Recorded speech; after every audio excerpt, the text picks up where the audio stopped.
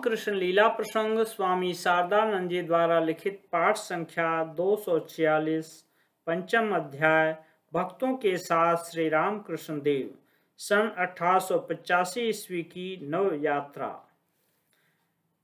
क्षिप्रं भवति धर्मात्मा सस्वच्छान्तिं निगच्छति कौन्तेय प्रतिजानीहि न मे भक्तः प्रणश्यति। गीता। दिव्य भाव मुख में अवस्थित श्री रामकृष्ण देव के अद्भुत चरित्र को किंचित मात्र भी यदि समझना हो तो उनको भक्तों के साथ देखना होगा। किस तरह कितने ही प्रकार से श्री रामकृष्ण देव अपने विभिन्न स्वभाव के भक्तों के साथ प्रतिदिन उठते बैठते थे, उनसे वार्तालाप हास परिहास किया करते थे तथा भाव एवं समाधि में मग्न रहते थे। इस विषयों को सुनना तथा गहराई के साथ उन पर विचार करना पड़ेगा, तब कहीं उनकी भावावस्था की लीलाएं थोड़ी बहुत हृदयंगम हो सकेंगी। अतः भक्तों के साथ श्री रामकृष्ण देव की कुछ दिनों की लीला को ही अब हम पाठकों को उदाहरण स्वरूप देना चाहते हैं। श्री रामकृष्ण देव में देव तथा मानव दोनों भावों का सम्मिश्रण। हमने जहां तक देखा है उस अलौकिक महानुभाव के अत्यंत साधारण व्यवहार आदि भी उद्देश्य रहित या निरर्थक नहीं थे।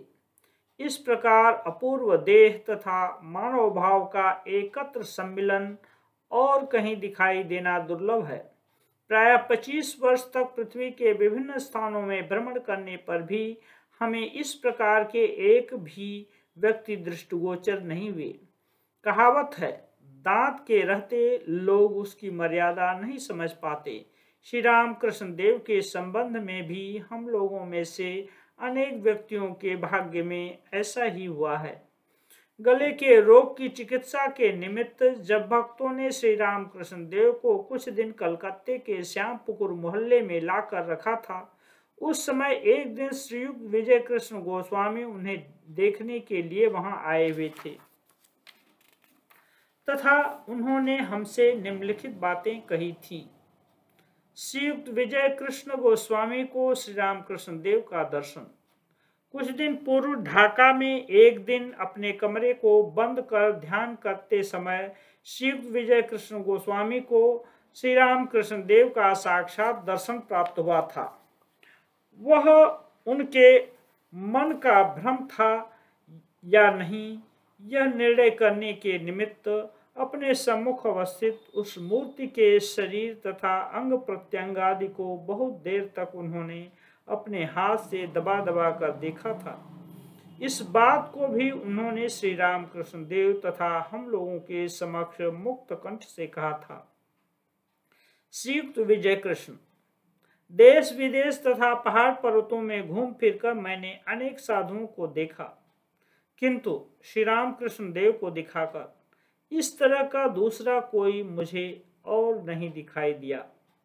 यहाँ पर जिस भाव के पूर्ण प्रकाश को मैं देख रहा हूँ, वहीं उसी का दो आना, कहीं एक आना, कहीं एक पाई और कहीं आधा पाई मात्र मुझे देखने को मिला।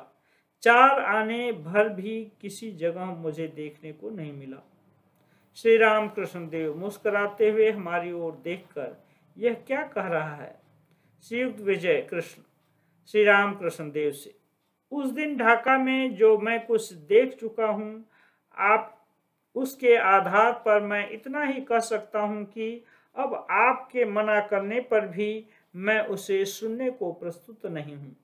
सबके लिए सहज प्राप्य बनकर ही आपने सब कुछ गड़बड़ कर दिया है। कलकत्ते के समीप ही दक्षिणेश्वर है। जब इच्छा हुई तभी आकर हम आपके दर्शन कर सकते हैं। आने में भी कोई कष्ट नहीं।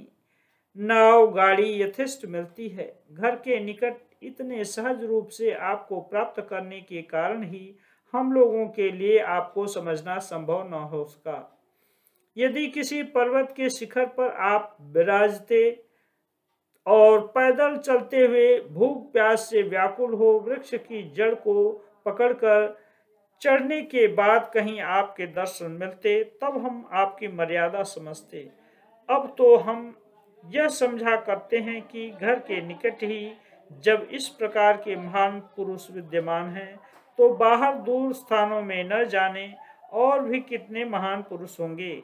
इसीलिए आपको त्याग कर व्यर्थ ही हम दौड़ धूप किया करते हैं। भक्तों के साथ श्री रामकृष्ण देव के अलौकिक आचरण से उन भक्तों के हृदय में किस प्रकार का अनुभव होता था, और वास्तव में उनका यह कहना सत्य है। करुणामय श्री रामकृष्ण देव के समीप जो लोग आया करते थे, उनमें से प्राय सभी को वे अपना समझकर अंगीकार कर लेते थे। एक बार अंगीकार कर लेने के बाद उन लोगों के द्वारा अलग होने की चेष्टा किए जाने पर भी उनको वे फिर पृथक नहीं होने देते थे। कभी कोमल तथा कभी कठोर हाथों से उनके जन्म जन्मार्जित संस्कारों को सुखाने तथा जलाने के पश्चात अपने नवीन भाव के अनुसार अदृष्टपूर्व अमृतमय सांचे में डालकर उनका नव निर्माण कर उन्हें वे चिर शांति का अधिकारी बना देते थे। भक्त वृंद अपने अपने जीवन वृत्तांत के स्पष्ट रूप से व्यक्त किए जाने पर इस संबंध में फिर कोई संदेह नहीं रह जाता। इसलिए हम देखते हैं कि घर पर रहते समय एक बार सांसारिक दुख कष्टों से व्याकुल हो एवं यह सोचकर कि इतने दिन तक एक श्री भगवान के शरणागत बने रहने पर भी उनके दर्शन प्राप्त नहीं हुए तथा श्री रामकृष्ण देव ने भी कुछ नहीं कर दिया, श्री नरेंद्र नाथ जब शुद्ध हो गुप्त रूप से घर छोड़ने को प्रस्तुत हुए, उस समय श्री रामकृष्ण देव ने उसमें बाधा प्रदान की। दैव शक्ति के प्रभाव से उनके उद्देश्य को जान लेने के पश्चात उस दिन श्री रामकृष्ण देव आग्रह पूर्वक उन्हें अपने साथ दक्षिणेश्वर लिवा लाए तथा उनका अंग स्पर्श कर भावाविष्ट हो यह गाने लगे। कथा कहते हो डराई ना कहते हो डराई, अमार मने संध होय बुझी तुम्हें हाराई हाराई। अर्थात तुमसे कुछ कहने के लिए भी मैं डर रहा हूँ और बिना कहे भी मैं डर रहा हूँ। मेरे मन में यह संदेह हो रहा है कि मैं तुम्हें कहीं खो न बैठूं। एवं नाना प्रकार से समझा बुझाकर उन्होंने उनको अपने पास रखा। पुनः हम देखते हैं कि बकलमा प्रदान कर कृतार्थ होने के बाद भी जिस समय श्रीयुक्त गिरीशचंद्र पूर्व संस्कारों के प्रभाव का स्मरण कर निश्चिंत तथा निर्भय नहीं हो पा रहे थे, उस समय उन्हें अभय प्रदान करते हुए श्री रामकृष्ण देव कह रहे हैं, अरे मूर्ख, क्या तू विषहीन सर्प के द्वारा डसा गया है? विषैले सर्प ने तुझे काटा है। भाग कर यदि घर भी चला गया तो भी तुझे मरना पड़ेगा। क्या तूने यह नहीं देखा कि जब कोई विषहीन सर्प मेढक को पकड़ता है, उस समय काए काए कर सैकड़ों बार कराहने के पश्चात तब कहीं वह मेढक शांत हो पाता है, यानी मर जाता है। कोई कोई किसी तरह निकल कर भाग भी जाता है, किंतु जब फणधारी काला नाग उसे पकड़ता है, उस समय 3 बार काए काए काए करने के पश्चात फिर अधिक कराहने की उसकी शक्ति नहीं रहती, वह एकदम शांत हो जाता है। और यदि कदाचित कोई भाग भी जाए तो अपने गड्ढे में जाते ही वह समाप्त हो जाता है। यहाँ भी ऐसा ही है। किंतु उस समय श्री रामकृष्ण देव की इन बातों को तथा उनके आचरणों को समझना किसके लिए संभव था?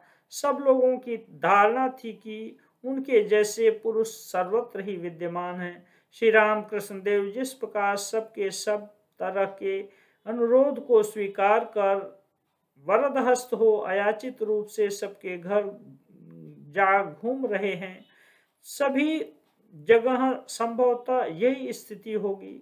करुणामय श्री रामकृष्ण देव के स्नेहमय आंचल द्वारा आवृत भक्तों का तत्कालीन प्रेम हठ, उनका चापल्य तथा प्रेमाभिमान देखने लायक था। प्राय सब कोई यह समझा करते थे कि धर्म कर्म अत्यंत सहज साध्य विषय है। धर्मराज के जिस भाव के दर्शन करने की जब इच्छा होगी तभी उसे प्राप्त किया जा सकेगा। थोड़ा सा व्याकुल होकर श्री राम कृष्ण देव से आग्रह पूर्वक निवेदन करना ही यथेष्ट है। तत्काल ही वे स्पर्श वाक्य या केवल इच्छा मात्र के द्वारा ही उसे अनायास प्राप्त करा देंगे। इस संबंध में कहाँ तक दृष्टांत दिए जाएं, इस प्रकार की भला कितनी घटनाओं का लिपिबद्ध कर उल्लेख करना संभव है।